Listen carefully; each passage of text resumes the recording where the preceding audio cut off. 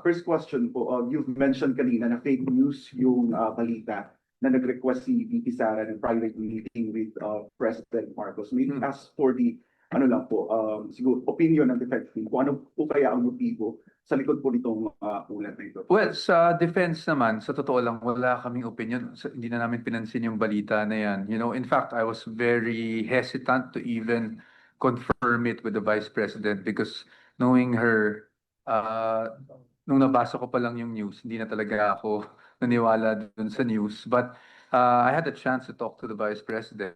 So sinabi ko lang sa kanya na baka matanong ako dito sa issue na ito kung ano yung posisyon niya, anong gusto niyang sabihin.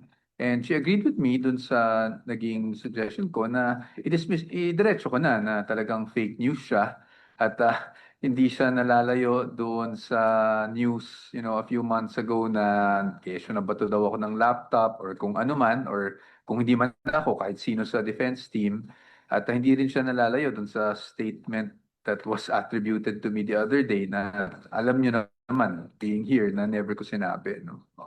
Going back doon sa private meeting ni VP at ni BPF, talaga bang walang any attempt sa part ni VP na sabi ng None that I know of. None that I know of. No, never namin napag-usapan, wala siyang nababanggit sa akin. At nung lumabas nga yung balita na yun, I asked her by confirming with her, can I just say this is fake news? And she said yes. So, what was her initial reaction when you mentioned her na may itong balitang kumakalat? I think she already knew before I asked her. And similar to, alam niyo na yung laptop issue na nabato daw ako nung una, ayoko rin pansinin eh, 'di ba? Kasi katawa-tawa na siya eh, parang masyado ng petty para pansinin pa. But since nung medyo nagkaroon ng traction, I really had to address it.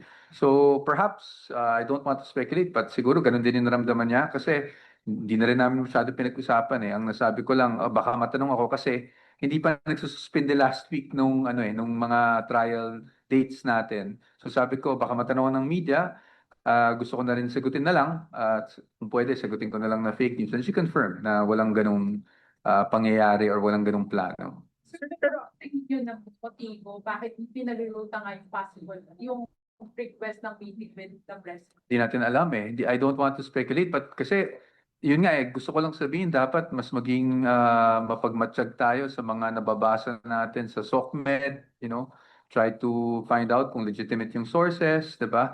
Kasi ang dami na talagang mga fake news na kumakalat. Kaya nga nung kamakailan, and I think, of course, Representative Redon for his patience and understanding. Kasi nung lumabas din yung statement, nakikipagdebate daw ako sa kanya, na kaming dalawa, wala naman kaming both ends.